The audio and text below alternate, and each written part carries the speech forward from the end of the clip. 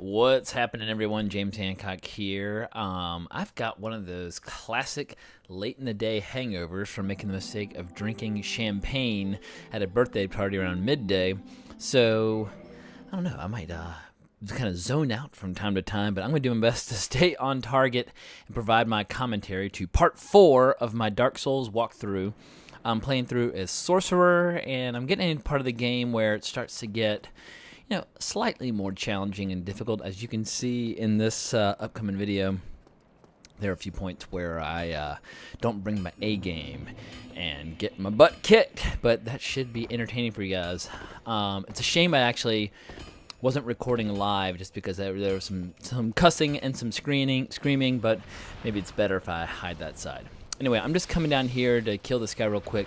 He's kind of powerful, but he's easy to kill with the right strategy, and I just wanted to get a few extra souls before moving on to the next part of the game. These guys, if you want to melee them, you basically want to circle them to their, I believe to their left arm, not their right arm, because their weapon arm is what's dangerous, and they'll swing it in a huge wide arc, and if you're on the wrong side of the body, you're going to get tagged. They can also do a giant jump attack, but none of that is really relevant when you are a spellcaster, because as you can see, he's pretty easy to outmaneuver because one leg's either stuck in the ground or it's half gone. I can't remember which, but I finally realized this wall's not doing me any good, so I decided to start moving, because if I'm casting my slow spells, I can still jump out of the way, as you just saw. Hang on, grab a quick sip of water, getting a little dehydrated, as I said. I've been drinking. I feel refreshed. At any rate, I'm always a little bit, when I'm playing by myself, I always tend to overplay certain areas in order to gather up some souls so that I'll go into the next zone slightly more overpowered. So I don't want to bore people, though, with these videos of me just farming trash in order to get souls. So I'm just going to try and always be moving forward no matter what. But every chance I get like that to get a few extra souls, I'm going to snag it. So yeah, another point into intelligence just to raise my damage.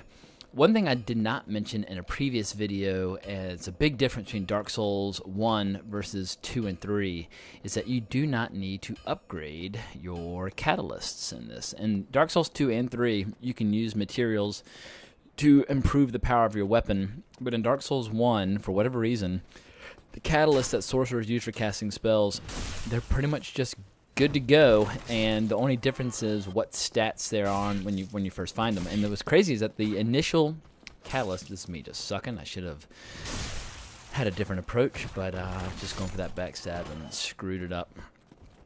But with the stabs, you can just take them as they are, and there are different stabs you get during the game. Some are better at hitting with melee, which is something I never do with a catalyst, and some are better at just scaling up with your intelligence. I believe it's the Ulasil staff. I can't remember the exact name. There's one staff that's really, really great if your intelligence is 30 or below, but the staff that I have has got an A scaling with intelligence. And once you get past 30, it's just awesome. So I pretty much am just going to play with the staff until pretty late in the game. I'm going to check the list one last time to see if there are any superior catalysts out there. If you are new to Dark Souls, the scaling thing can be a little weird at first because different weapons scale with different ability scores. All right, here's a Firekeeper Soul. That is huge. You definitely want to snag that. The way it works is the higher the letter, basically closer to A, the better it will scale with that ability score over time. The only exception is if you have an S scaling, which is even better than A. But this catalyst has an A scaling with intelligence, so I'm just going to take my intelligence up to 60 as fast as possible so my spells will just hit like a truck. This is a shortcut that I just opened up. It's a shortcut you will use many times throughout the game, so you definitely want to snag it. I also wanted to go ahead and turn in that Firekeeper Soul because why not? I'm about to take on a boss that has, shouldn't kill me, but there have been times where it does kill me.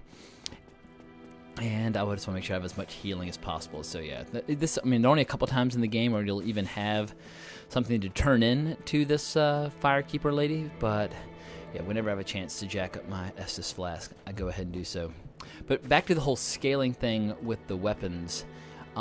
It differs a little bit from game to game, but if certain enchants that you put on weapons will also change the scaling. That was when my first Dark Souls that I played all the way through was Dark Souls 2, and I had a really hard time understanding that you essentially just need one ability score that's really high to use that as like the foundation for whatever attacks you're going to be using, whether it's your weapon or your spells or whatever it might be. The only exception to that would be if you're a pyromancer, like in Dark Souls 2 and 3, a combination of intelligence and faith is what you want when you're a pyromancer.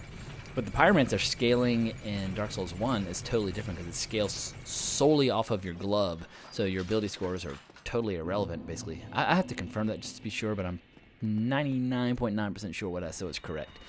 At any rate, if you want to be someone who wields a big old battle axe or greatsword or whatever and also cast spells, you don't need to put any points into strength. You just choose the weapon that you want to play with, and then you give the weapon an enchant that will allow that weapon to scale off intelligence. Like, in Dark Souls 1 it's just called Enchanted, but if you get your weapon up to Enchanted +5 and you have high intelligence, your weapon's going to scale beautifully off that ability score.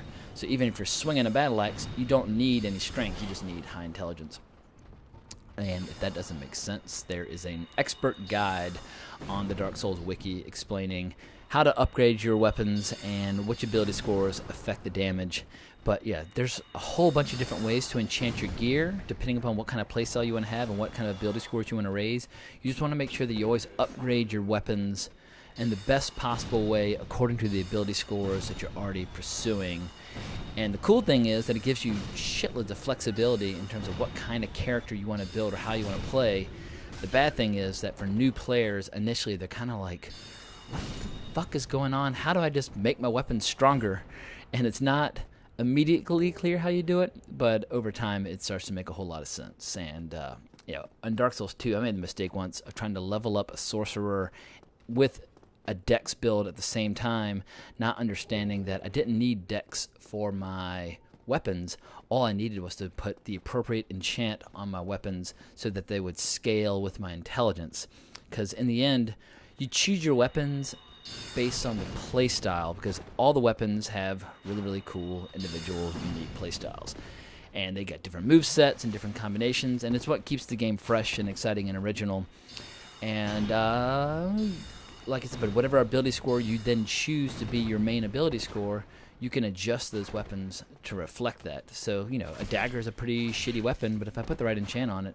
Alright, I gotta interrupt myself. This is me just getting my butt kicked by this guy. These guys are really good at parrying, and they love to parry, and if you let them parry you, they will just shred you with a riposte, and you want to avoid that. But I'm trying to save enough spells so that I can fight the gargoyles.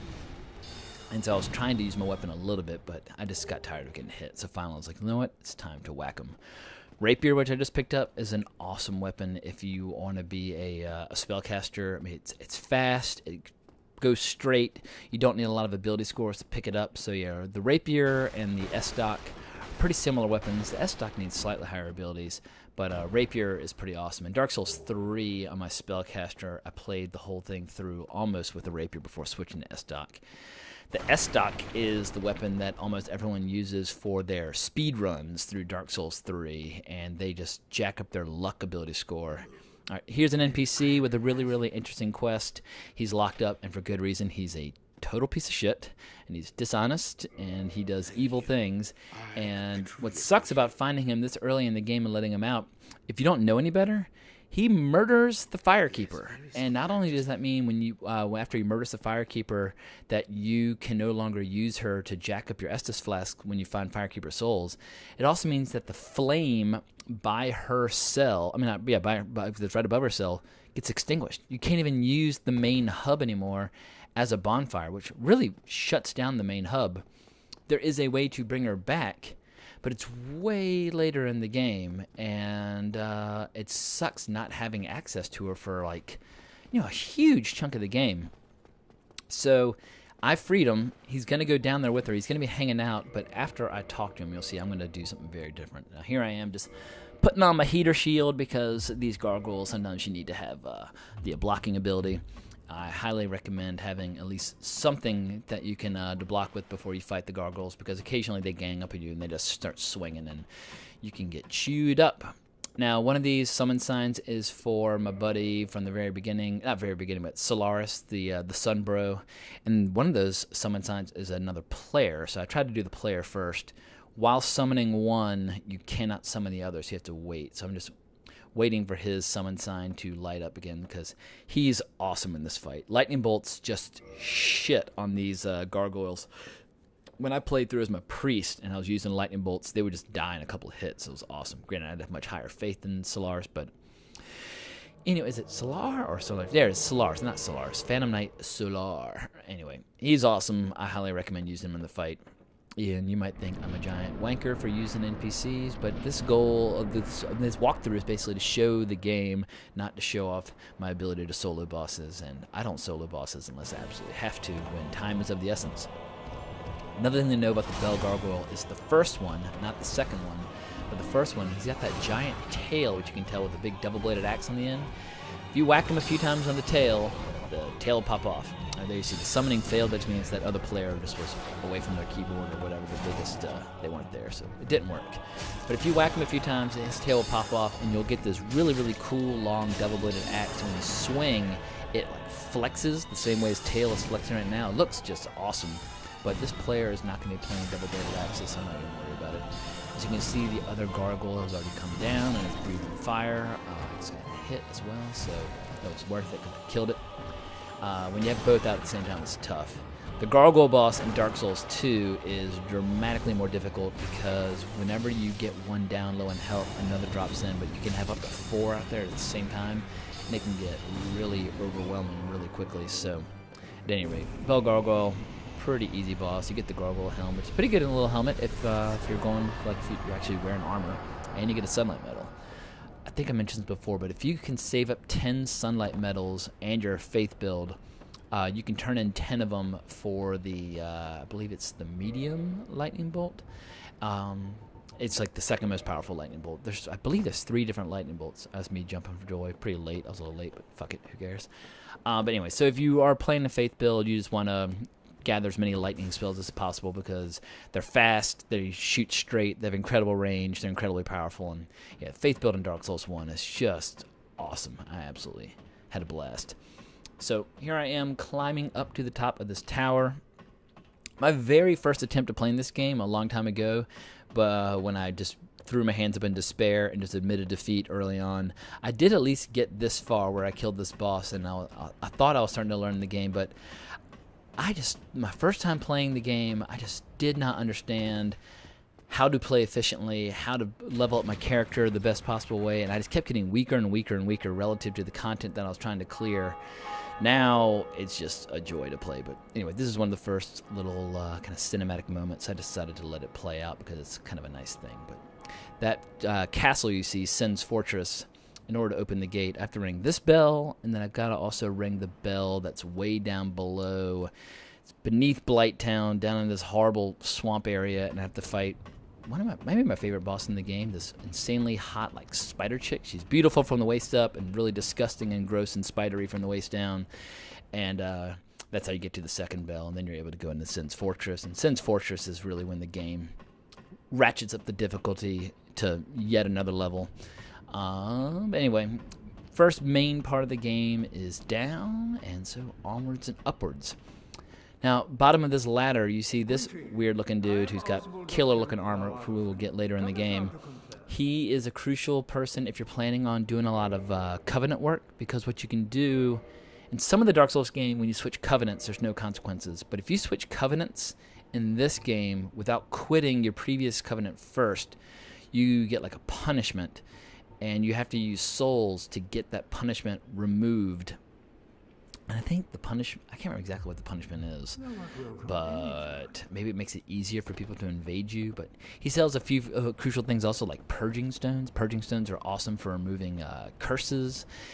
So it's good to remember that he's there, but sadly I don't think there's any way to make him move down to the main hub, so you only use him in a pinch. But if you play the game the right way and don't want to buy his faith spells or any of those rings that he's selling, you might not ever see him again till the end of the game. I've definitely done playthroughs where I see him that one time and never again. But if you're playing a faith build, you will want to go back and get that giant spell at some point. If you're planning on getting all the faith spells. Like for me, I'm just kind of a completist. If I'm playing a character with a certain spec or build, I want to, like if I'm a dex build, I want to have all the dex weapons. And if I'm a faith build, I want to have all the faith spells. And since I'm playing as a sorcerer, I'm going to do my best to get every single sorcerer spell in the game. The one exception might be the Dark Moon Blade, which is really hard to get when there's not a really active PvP community. The Dark Moon Blade spell is awesome. It's that like purple spell enchant, and it's really, really powerful. But in order to gather the mats to buy it, you can either farm these horrible creatures. This is me just putting a few Titanite shards into my dagger to give it a little extra damage. Granted, the dagger has been killing things in one hit and backstab, but I'm about to get into a harder part of the game, so I figure why not give my dagger a little bit more oomph. But going back to the whole Dark Moon Blade thing, later on in this, it's called like the Painted World of Artemis, there are these awful flying like buzzard creatures that you can farm for the match you need to buy the spell, but it takes forever. And the option, or the other option, or the other alternative is to do a lot of PvP around Anorlondo. But because Dark Souls 1 is now a 5-year-old game, getting your PvP matches can be kind of tough. I mean, there's definitely still some PvP going on, and you will get invaded from time to time, but it's nowhere near as active as Dark Souls 3, which is a relatively new game. I mean, Dark Souls 3 is only 4 months old, so the PvP community is alive and well. And so, yeah, any covenant that's largely dependent upon having a massive player base to interact with is sadly just not going to be the most enjoyable part of Dark Souls 1. But what remains in Dark Souls 1 that's very easy to enjoy is the PvE. Just incredible dungeon design, awesome bosses, incredible customization of your characters. This is just me taking a breather. I think I was stopping one video on my Xbox and starting the next. And I'm off to the next area. And I played this yesterday morning, and I don't even really remember where it is I'm going. So we will discover it together. I can't believe I've forgotten that part. But yeah, we are the exact halfway point through this video. And I'm totally blanking. Oh, I remember now. I'm going to go down and I think kill my first knight to get a Titanite chunk, because he's on the way back. So yeah, I just got to clear the path. I opened up the shortcut when I first came through here, and now I'm able to do... oh shit, got people coming from behind. That's funny. Even though I'm not playing, just turning around and seeing these guys charging, like you get so used to things sneaking up on you and just whacking you in this game. Even when you watch it after the fact, it kind of scares you when you see something sneaking up behind you.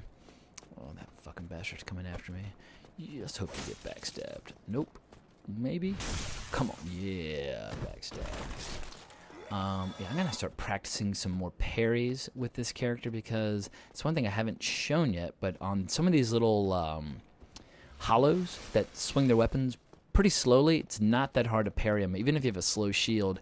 If you are someone who wants to get into parrying, because it makes you look like a pro player, and it's super cool, but it's kind of dangerous because you mess it up, they hit you. But in general, the smaller the shield, the better. There's you basically want to wait for a split second right before you get hit, and then you parry.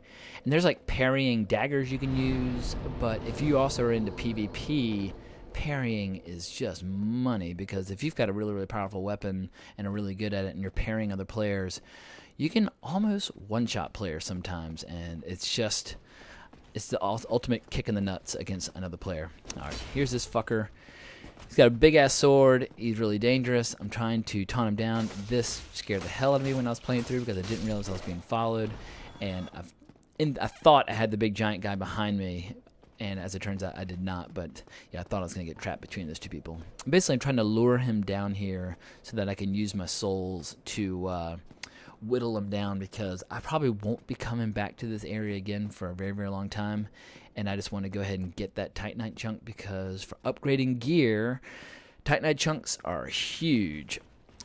Depending upon what gear you want to upgrade, you're going to need different mats, because there's different paths. Like if you're upgrading some really rare, like armor, you need twinkling Titanites. But if you're upgrading kind of more normal armor, you need Titanite shards and Titanite chunks, just like you would with a normal weapon. So once again, you just have to consult this chart or this guide, and it'll tell you what mats you need for what pieces of gear to go in which paths. But I will probably wait till probably roughly halfway through the game, pick my favorite gear that I'm wearing at the time, and then use all my twinkling Titanite to jack up that piece, because it can make a dramatic difference on your resistances to fire and poison and lightning and all that kind of stuff. So finally got this guy down here. He's not super bright, but if he hits you, it's gonna wreck you. So I just use the statue as a way of kind of keeping him at bay, and he's never quite able to figure out that if he just keeps going around in a circle that he'll get me, but he just keeps kind of like strafing back and forth, and he pays the price because now he's dead and I got a Titanite chunk.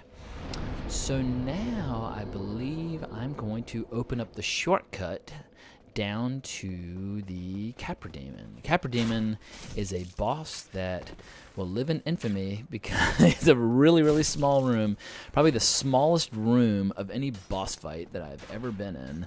But it's a crucial boss to kill in order to get a key to what I believe is the depths, which is a really, really important part of the game. Might even be optional, but I'm going to do it because I love it. So this is an area I came through before. This is where I first met Solar, and I came down through the other door. Now I've got the basement key, so I'm able to open up this door, go down this giant ladder, and at the base of it is this. This is the first part of the game where the difficulty suddenly seems dramatically higher because there's much less room to move. You're fighting new animals like dogs that can jump around, that are really great at maneuvering and hard to lock down, especially if you're a spellcaster. You're fighting guys with like poison darts. You're fighting hollows that swing around torches. I think all of a sudden it starts to feel like Dark Souls. So I'm going to first open up the shortcut, which turns out to be an excellent idea because if I had died, the shortcut would still be closed and I'd have to fight my way all the way back around. So luckily I opened that door and then I go down here. But as you're about to see, I'm about to go on a pretty bad cold streak of rotten decisions and bad gameplay, and I'm going to get my butt kicked a couple times in a row. Anyway, here comes the first dog, swing and a miss, but he hit me. See that little build-up, the bleed build-up that I've got going on? If he hits you too many times, you will start bleeding. So I got him down, but then it all just starts to go bad, because I think two dogs come, I panic, I freak out, and I got blood loss, I'm trying to heal, and just nothing's going to work. I run up. It's really easy to fall up these stairs and die, which I might even do at this point. I just know I've got a couple deaths in a row coming up here, and I started to get pretty embarrassed, and there I go. I'm dying to gravity. I don't know really what happened there. I was trying to get around one, and maybe it was a glitch, maybe it was stupidity on my part, but anyway, I bit the dust. Luckily, the shortcut is open. This is now about to be a... oh, what the hell? Oh, because the shortcut is open, but I'm not at the other bonfire where I would like to be. So, anyway, I just got to run down here to the end and not get breathed on. Now that I'm hollow, I look like complete crap. I will probably pop a humanity at some point just to look cool. So, since I opened up the shortcut, I can go back to this bonfire. Hang on, I'm just going to grab this quick sip of water. And now I'm at a much easier point of the game. But one of the most important lessons in Dark Souls is patience. If you know it and understand it and have knowledge of an area, then you can pretty much kill anything unless you rush things and rush past enemies, and you'll see how it comes to pay the price. But I'm basically trying to rush to get back and pick up my souls. And so I run past all these people assuming, they'll lose interest and go back to where they were. Not so. All these guys are going to chase me. So I get my souls back. And I don't realize at this point that I've got a bunch of guys on my tail. So I'm just living in total oblivion trying to get the dogs to come. But then I see, oh shit, I've got a whole bunch of hollows. I try to run up there. That didn't work.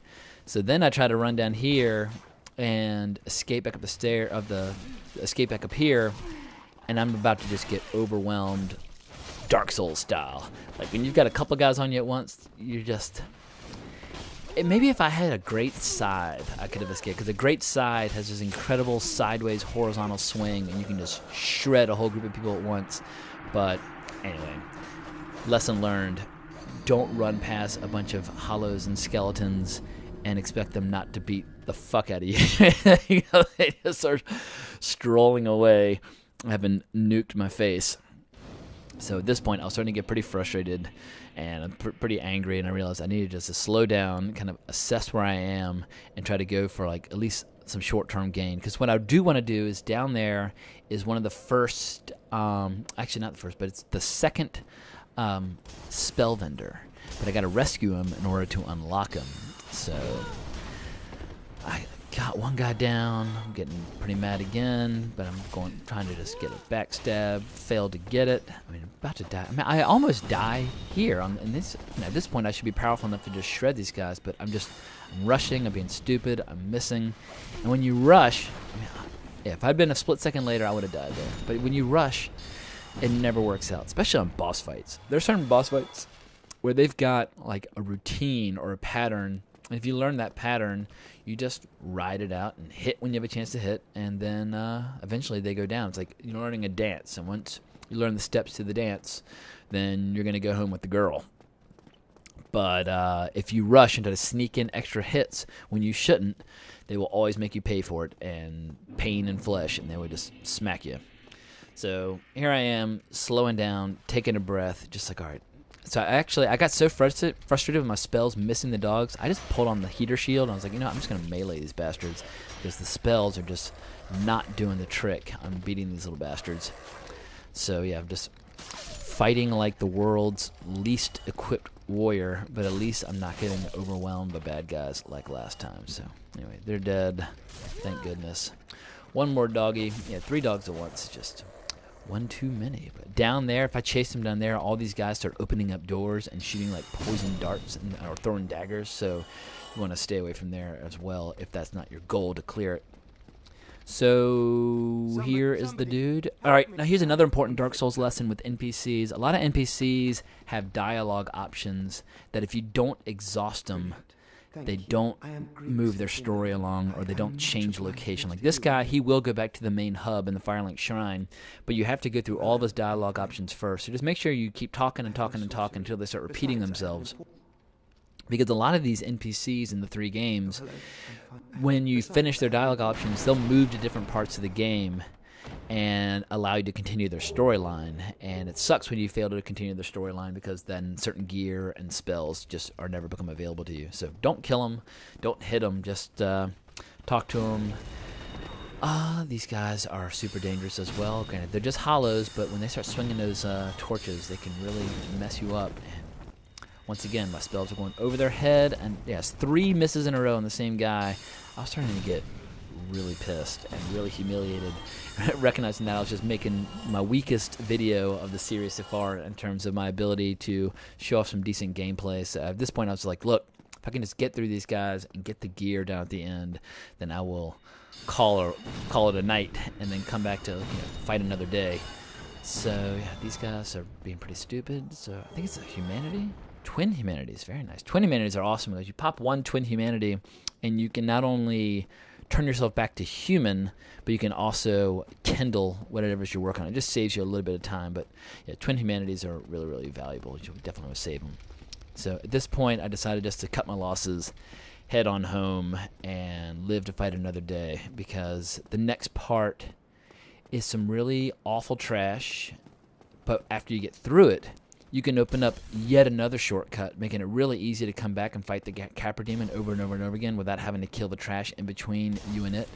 So in the next part of this video series, I will be showing that. Where the hell am I going? Oh, I'm running back to the beginning of the game in order to show you where the new vendor is, the spellcaster I spoke to. So bear with me a little bit. I believe I'm going back there to talk to him to see which spells he has. Once again, I'm rushing, and I'm about to get overwhelmed by skeletons. Just remember, no matter how powerful you get, if you rush and get surrounded, they're going to beat you to death, because if you try to move, roll, swing, they'll just keep interrupting you and hitting you, and you'll just get stuck. So yeah, running back to the beginning of the game. Remember, kill the rat. Always kill rats, because they can drop humanities. Later on in the game, in the depths, there's one area with actually a ton of rats. That is the best place to farm humanities if you want to get them up. This area, granted, it's one of the beginning parts of the game, but it's super dangerous, so you got to be careful. Yeah, especially with the spells, since they keep going over guys' heads. Goddamn. Anyway, that one got him. Yeah, it's a good thing I've got 60 soul arrows, and so many of them keep missing, or I keep missing. I gotta take ownership of that. But yeah, with some right angles, you can really wreck people. Yeah, battle axe. Man, I need to make a battle axe. I've never played through the entire game with a big giant axe wielding character, and they just look cool and like a lot of fun. So that's at some point I'm gonna have to try a playthrough with a big giant axe. I don't know why I'm shooting the spell. I was just being an idiot. I think at this point I was just so tired of making mistakes that I couldn't even think straight. At any rate, this guy is now back here. He sells a few rings that are really good for spellcasters. Always answer yes, because that gives you a chance to use him as a vendor. And he's talking about Big Hat Logan. Big Hat Logan is the main spell vendor in the game who sells some really great stuff. But with this dude, he sells a ton of useful ones like fall control, a few more soul arrows in case you want to have multiple copies of the same spell. You can equip in this game multiple copies of the same spell and really jack up your numbers. Oral Decoy is a spell I've never used, but I always buy it just because I'm a freak and I like to have all the Sorcerer spells. Which is, once again, I'm going to buy every single spell that I can get my hands on. And now you're about to see yet another part of the video where I humiliate myself. Remember earlier that guy I was telling you about, the prisoner we let loose and how he kills this person? You can talk to him, and he has a quest line. There's me practicing my kick. And you eventually meet up with him in Anor Londo and fight him with his two buddies, and you get this badass ring from him. Or, if there's no way you can fight him in a one-on-one contest right now, but because he's close to the edge, you can kick him. And you can kick him a few times without him attacking you. If you hit him more than a few times, he will attack you. So I kicked, but I kind of got my angle wrong, and then I hit him with a dagger. Now I'm panicking because I'm worried he's going to kill me. I panicked again. He's about to shred me. I got my angle a little better. Try it again. Usually it should just be 2 kicks. Anyway, he dropped down. He's dead. Now, in order to get the ring, though, what you have to do is to log out of the game and then back in. This is something you can only do in Dark Souls 1 with certain tricks. But you log out and back in, and his gear will be there, including the ring of, I believe it's called Favor and Protection. And the ring of Favor and Protection is just phenomenal, because it increases your health, stamina, and equipment burden by 20%. Downside of this ring, though, is that if you ever take it off, it breaks and you can't put it back on. However, it is an amazing ring, so once you put it on, you can leave it on till the end of the game, and you just roll with it, because it's one of the most powerful rings in the game, and you're not supposed to get it till like halfway through, but that is a cheat or an exploit to get the ring very early on. And she is still alive, and I'm just, she is going to stay that way. I've played that dude's quest line through before, and it is a cool quest line, and it's awesome when you're in Anor Londo and you kind of go into this other dimension, and he's got these 2 wingmen. But at any rate, video is over. I hope you enjoyed watching it. I hope you learned something. If you enjoyed it, please subscribe to my channel and hit like and leave me a comment, all that good stuff. And if I'm missing anything you want to see me tackle, by all means, let me know. And you can find me on Twitter at Colbrax. And yeah, just give me a shout anytime, and we can talk Dark Souls. And I'll probably be back at you tomorrow with more videos in this walkthrough. So thanks so much again for watching, and I'll talk to y'all soon. Bye bye.